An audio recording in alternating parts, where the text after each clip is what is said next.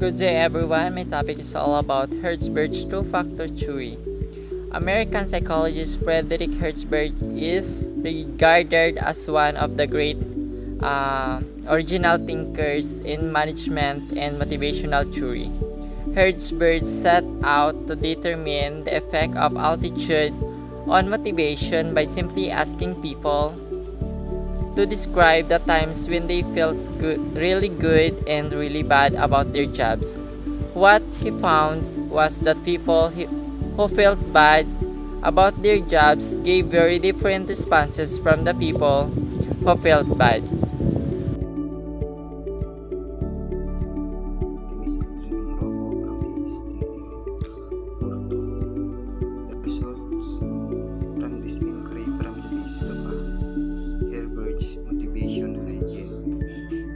Sometimes known as a Herzberg two-factor theory. One more time, how do you motivate employees? The conclusions he drew were extraordinarily influential in still form the bedrock of good motivation practice nearly half a century later. He is especially recognized from this two-factor theory, which hypothesis that are different sets of factors governing job satisfaction and job satisfaction, hygiene factors or extrinsic motivators and motivation factors or intrinsic motivators. Si Herzberg ay kilala dahil sa kanyang theory na motivation hygiene theory. Ang theory na ito ay about sa kung paano mo ma-motivate ang iyong empleyado. Mula sa theory na ito, mayroong dalawang paraan para magkaroon ng motivation ang mga empleyado. Ito ang extrinsic motivation. Ang intrinsic ay mga motivation panlabas at tangible. Halimbawa, magbibigay ng isang sakong bigas para sa empleyado na may mataas na performance. Ang intrinsic naman ay motivation ng mga salitang may makakapay pa innovate sa isang empleyado gaya ng excellent work, good job at iba pa. Yun lang po. Extrinsic motivation is defined as behavior that is motivated by rewards. This is an example of operant conditioning. Operant conditioning is a type of behavior modification in which rewards or punishments are used to increase or decrease the likelihood that specific behaviors will occur again. Intrinsic motivation uses rewards or other incentives such as praise, fame, or money to motivate people to do so. Unlike intrinsic motivation, this type of motivation is influenced by external factors. Extrinsic motivation is demonstrated by being paid to do a job. You may prefer to spend your day doing something other than work, but you must go to work in order to pay your bills. In this case, you are extrinsically motivated by your ability to meet your daily expenses. In exchange, you must work a certain number of hours per week to be paid. Extrinsic motivation doesn't always have a tangible reward. It can also be done through abstract rewards like praise and fame. Examples of external extrinsic rewards include competing in sports for trophies, completing work for money, customer loyalty, discounts, buy one get one free, sales frequent flyer rewards, and others. Example of psychological extrinsic rewards include helping people for praise from friends or family, doing work for attention, either positive or negative, doing tasks for public acclaim or fame, doing tasks to avoid judgment, completing coursework for grades, and others. Motivation factors or intrinsic motivators tend to represent less tangible, more emotional needs The kinds of needs identified in the relatedness and growth categories of needs in the ERG theory and in the higher levels of Maslow's hierarchy of needs. Intrinsic motivators include challenging work, recognition, relationship, and growth potential. Managers need to recognize that while these needs may fall outside the more traditional scope of what a workplace ought to provide, they can be critical to strong individual and team performance. So, according to Herzberg, motivating factors, it is also called satisfiers. Motivating factors are primarily intrinsic job elements that lead to satisfaction, such as achievement, recognition, the nature of work itself, responsibility, advancement, and growth.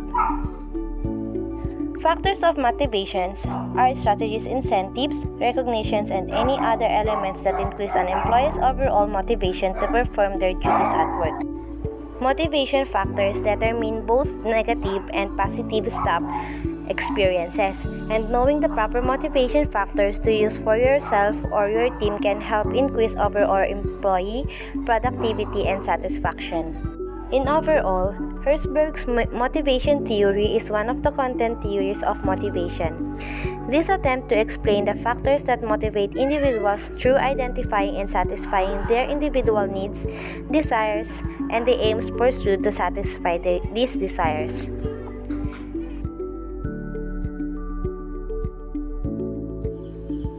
Intrinsic motivation, ang ibig sabihin nito is you love what you're doing.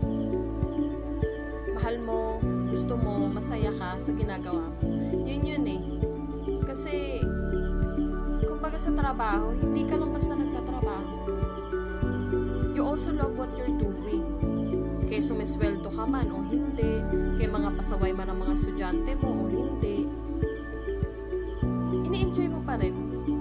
Kumbaga kasi, yun yung gusto mo eh. You love what you're doing. And that's very rewarding talaga para sa'yo. Kasi nga, gusto mo yung ginagawa mo. Motivation factors or intrinsic motivators tend to represent less tangible, more emotional needs. Like for example, the kind of needs identified in the relatedness and growth categories of needs in the ERG theory and in the higher levels of Maslow hierarchy of needs. So intrinsic motivators include challenging work, recognition, relationships, and growth potential. So managers need to recognize that while these needs may fall outside the more traditional scope of what a workplace ought to provide, they can be critical to strong individual and team performance. A factor that differentiates truly from the others will discuss the role of employee expectations. According to Herzberg, intrinsic motivators and extrinsic motivators have an inverse relationship. That is, intrinsic motivators tend to increase motivation when they are present, while extrinsic motivators tend to reduce motivation when they are absent. So it means the role of employee satisfaction distinguishes two factors theory from the other theories when being discussed. So intrinsic and extrinsic motivators, according to Herzberg, have inverse relationship. That is, when intrinsic motivators are present, motivations to grow, and they were lacking motivation tends to decrease. Extrinsic motivation refers to the behavior of individuals to perform tasks and learn new skills because of external rewards or avoidance of punishment. In this case, you engage in behavior not because you enjoy it or because you find it appealing or satisfying, but in order to obtain something of value in return of or avoid something unpleasant. Let's take a look at some extrinsic motivation examples. Going to work because you want to earn money. Studying because you want to get a good grade. Helping others because you hope for praise. Volunteering because it looks good on a resume. Going to the same store because you benefits from loyalty programs. Going to new places because you want to post it on social media. Going on a business trip because you were ordered by your boss to do so. Intrinsic motivation is more about personal growth, a sense of duty, and the recognition of purpose, while extrinsic motivation is more about financial incentives, status, and public recognition. Let's look at some intrinsic motivation example. Playing sports because you enjoyed how they make you feel. Staying longer at work because you believe in your work. Using positive affirmations because you want to change your mindset positively. Investing money because you want to become financial independent. Traveling because you want to explore different cultures. Working in a team because you enjoyed collaboration.